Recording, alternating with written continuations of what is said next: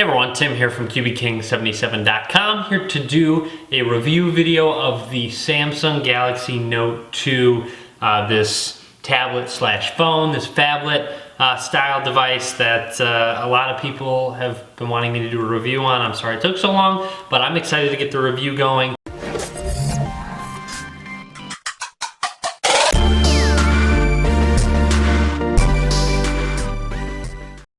I did want to cover a couple things. First of all, there's two variants, a titanium gray and a marble white variant. I have the titanium gray. I would assume the marble white looks just like the Galaxy S3, so I'll pull the Galaxy S3 out so you can see the two color differences a little bit later on in this video. It's also going to be a two-part video.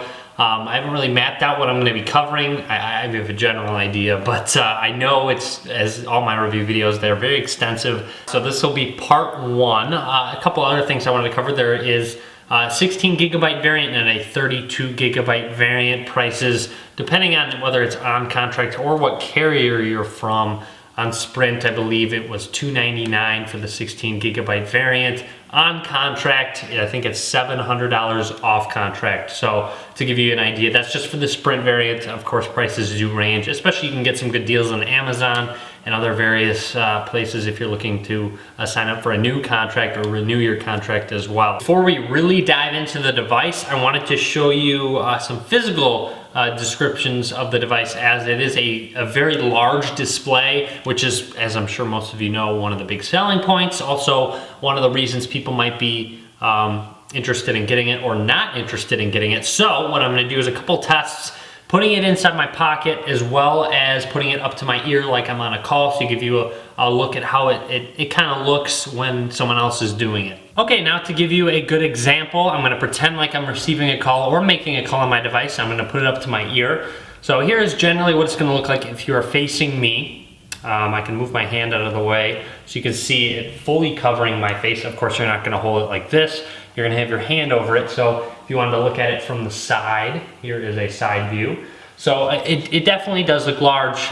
Depending on your size, it really depends. If you're a smaller person, have small hands, it's going to make the device even look bigger. So it really all depends on your build. I'm 6'1" and weigh maybe about 180 pounds. Just give you an idea. I haven't weighed myself, but anyways, yeah. So that's just a side view look at it, just to see how big it looks when putting it up to your face. But now I want to go ahead and do a test of putting it inside my pocket. Okay, so I know it's going to be a little bit strange, but a lot of people did ask me to demonstrate this. I do have my Note 2 in my right pocket at the moment.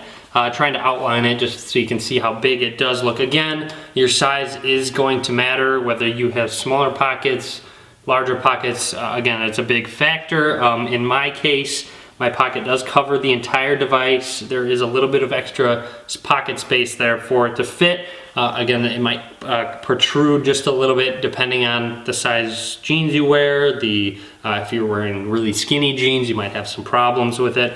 But you'll see here, I can pull it out of my pocket, and it fits in nicely. It's not necessarily cumbersome to have in your pocket. You can really barely notice the size difference. I went from a Galaxy S3 to this, and I didn't really find it to be, as I said, cumbersome, anything like that. It wasn't that big of a deal having the bigger size in my pocket, but that's just me. You might want to consider thinking, putting it in your pocket first before you buy it if you are of smaller size. But just wanted to give you guys a good idea of what it would look like in your pocket. Alright, and here is the Note 2 itself. Before I do get into it, I want to give a shout out and thanks to Nicholas for watching my videos, and thanks for the support. Also, thanks to all you guys for watching my videos. But anyways, now let's get into our full review of the Samsung Galaxy Note 2. This is a Sprint variant. It is on all major carriers in the US, and also an international version for anyone in a different country as well. So I do want to talk about the color of it. There were two variants, as I said. You have this titanium gray color, which I'm trying to bounce the light off of so you can see. And then if I pull it in, you got the marble white variant. This is my Galaxy S3 marble white, but gives you a good comparison of the two. You can flip it over. I really like the gray on the Note 2. It's very slick. very sleek, and I like the looks of it. And here's the back of the Galaxy S3, so you can take a look at the color comparison. If I were to do it again, I would probably go with the gray as well still. So I'm very pleased with that decision to go with the titanium gray as opposed to the marble white Galaxy Note 2. So that's just my preference. Otherwise, when you take a look at this device, of course, the screen is massive. That 5.5-inch display. It isn't for everyone, that's for sure. I mean, it is really big. It's a little difficult to get used to. I also wanted to mention that since it's so difficult to get used to, using other phones makes them seem very small once you do get used to this big screen size. Also, in relation to that screen size, I wanted to mention that if you get this phone and you bring it out in public, expect many people to say something to you. I'm sorry if you don't like it, but people are going to say, wow, that phone is massive, that phone is so big. What's it called? What's so good about it? I get it all the time in school. I'm almost hesitant sometimes to take it out in class because I know someone is going to say something about this device. So it's just something to keep in mind with the big size of the phone. People are going to ask about it. This is a Super AMOLED HD display. The blacks look fantastic with it being Super AMOLED. The colors come out really nice. I'm really pleased with this screen. It looks great. I would have preferred a higher screen resolution, having it be 1080p, which is obviously something I would prefer. That is coming in the near future with cell phones. But right now, again, got to deal with what it is. But with it being a bigger screen, I would like to see a higher resolution. Right now, I feel like the screen is really big for this screen resolution, and you want icons to be a little smaller and have more things fit on the screen itself.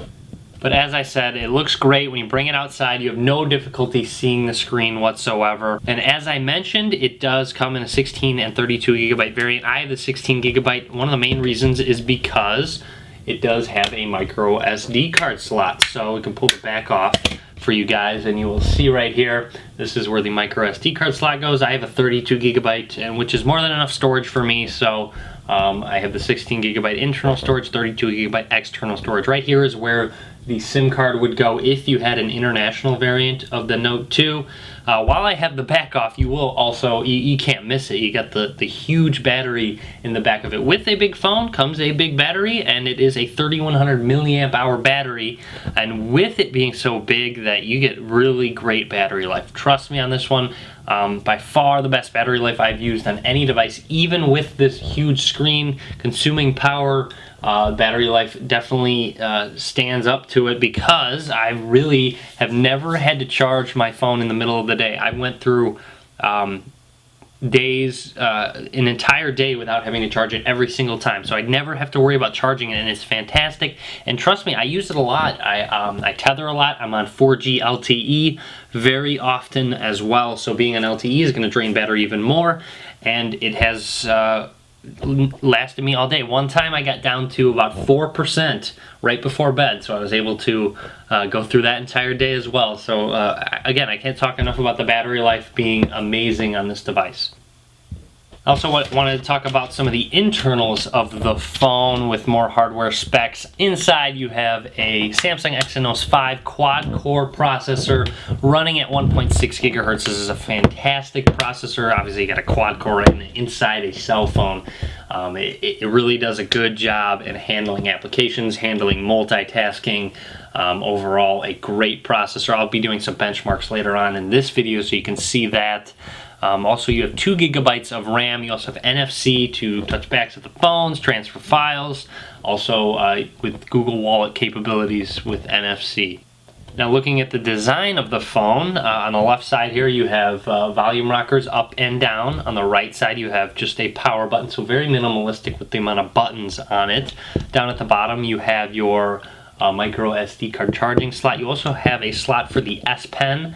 I will get to that in just a little bit, but that is there. I didn't want to forget that. Up at the top you have a 3.5 millimeter headphone jack.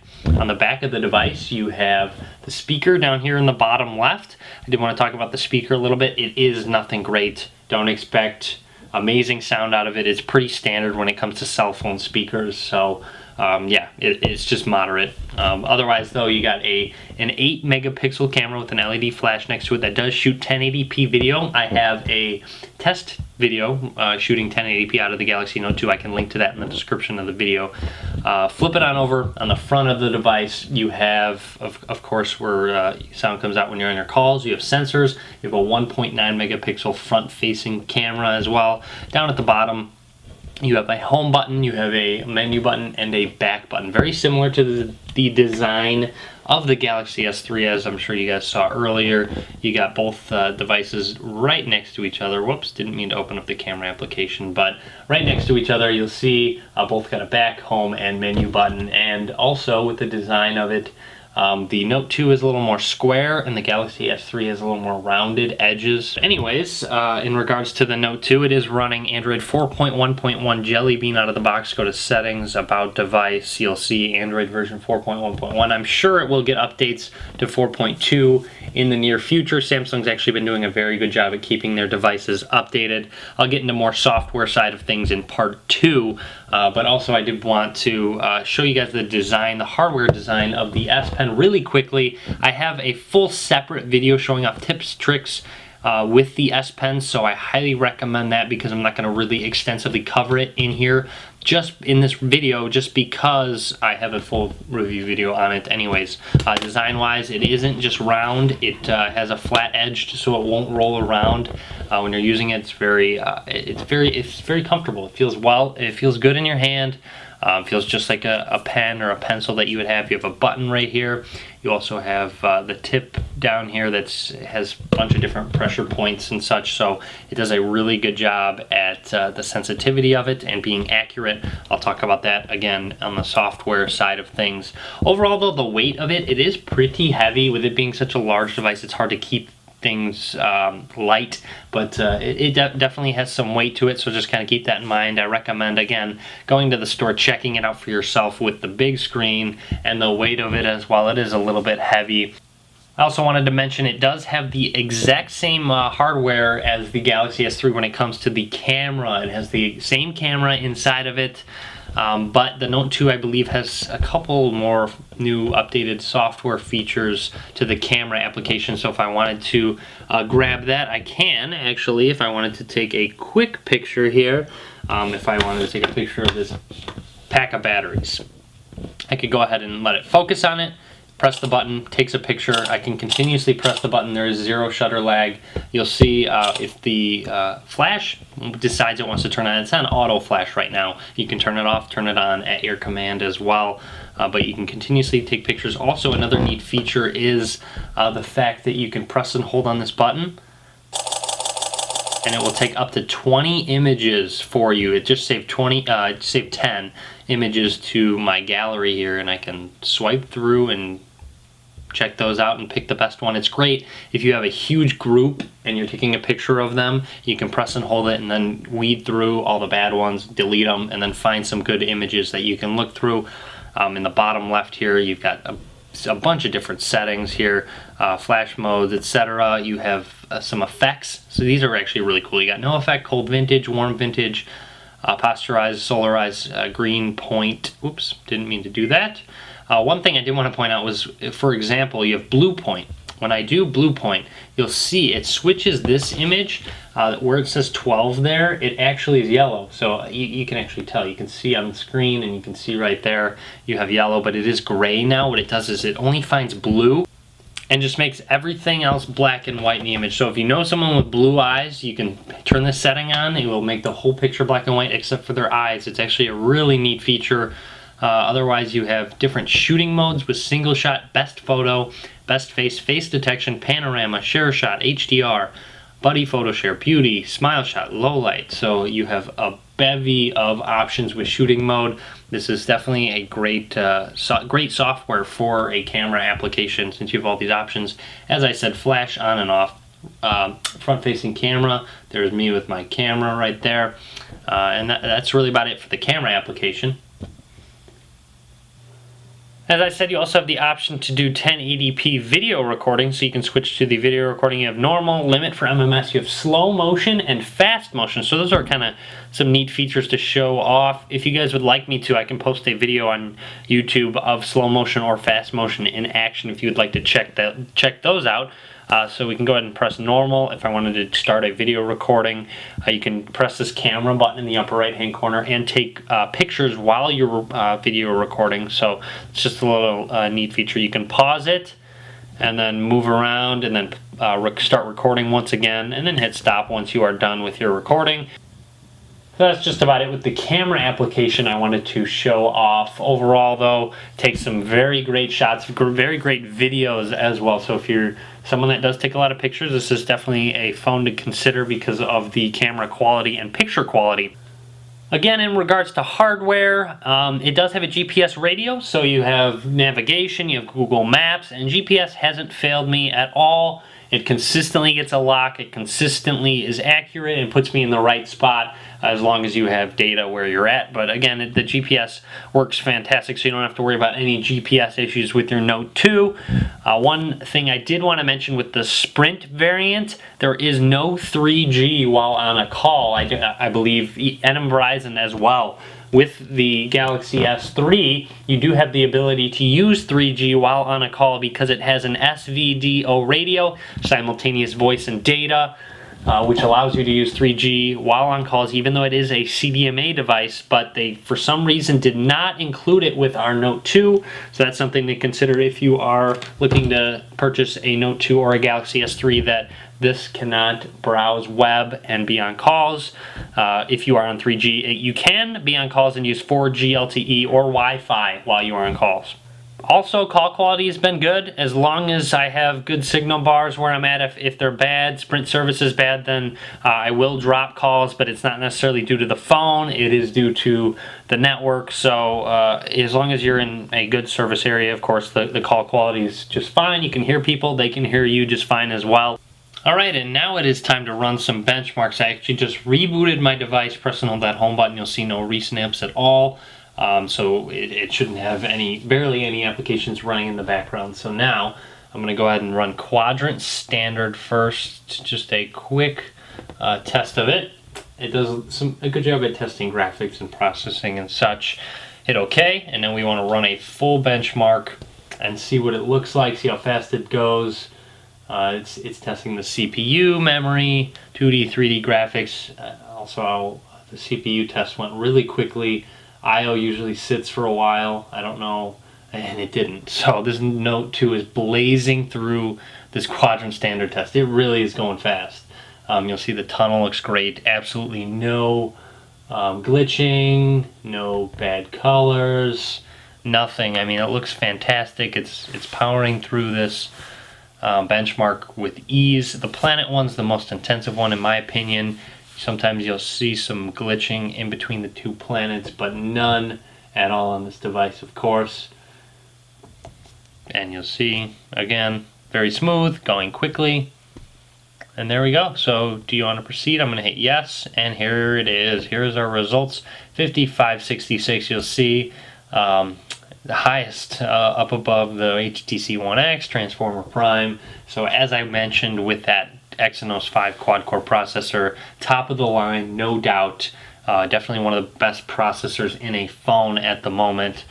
So I mean, again, multitasking, especially the multitasking I talk about in my second video, my part 2 video, is great. It handles it, it's smooth, and it's definitely, be sure to check out that second video as well to check out that multitasking that I talk about. Also, I want to go ahead and do Antutu, just one more benchmark that I like to test and to see what the results are of it. I can hit close, and now all I have to do is go ahead and go to test, and I'm going to hit start test, and it's going to test everything.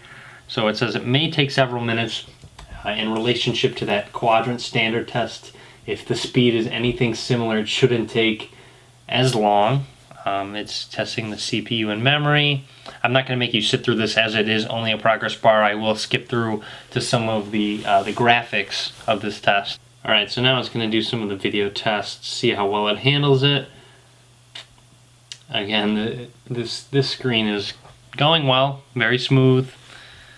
It does a bunch of various video benchmarks so you can see what it looks like. There shouldn't be any lag running any games. I don't find any lag whatsoever when using this device. So if you're used to an older phone, Android phone, thinking about upgrading to this one, just know that you're not going to get lag with it. You'll get great battery life. Again, one of the difficult things is choosing to upgrade to this huge screen. I know that's a tough decision, especially if you're someone that's smaller with things fitting in your pocket. You might want to consider just getting a full case for it and maybe putting it in your purse if you're a woman. I know a girl in one of my classes that has a Note 2. She has a flip case and just has it in her purse, pulls it out. She uses a stylus and such. I believe she has the international variant, but regardless of that, that might be something you would want to consider if you are smaller, anything like that, and it's not going to fit in your pocket. And now finishing up with some more video tests, some random stuff going on there. Alright, it is now done. A score of 18,045. Fantastic score. You'll see 5 stars up at the top. Gives you an idea. Of course, it lets you know it's a 1600 megahertz or 1.6 gigahertz processor, 1280 by 720 display, letting you know those specs, and giving various scores for CPU, GPU, RAM, and I/O. But overall, a really great device. So letting you know that there is the score 18,000 and 45. You can go over to ranking, and it looks like it took us back to that same screen. But overall, a very good score. Let's see if I go to chart, it can rank it with other. Alright, so if we compare it to the device up at the top, the LG Optimus G, about 1,000 less. So, I mean, not very much, not very variable. So it is, again, one of the higher end devices. Basically, it is top of the line with the specs, with the CPU, with 2 gig of RAM. Very top of the line with these hardware specs, as shown by these benchmarks. But that's just about it for the part 1 review. In part 2, I will talk about more software features, dive into TouchWiz, talk about Google Now, show a pop-up browser, pop-up video, so a lot more features of the Note 2 in part 2. Again, I'll do some benchmarks and give you my final thoughts on the Note 2, whether you should purchase it or not. So be sure to check out part 2. Be sure to subscribe to me, follow me on Facebook, Twitter, and Google+. All links will be in the description of the video below. As always, thanks for watching. Be sure to give this video a thumbs up.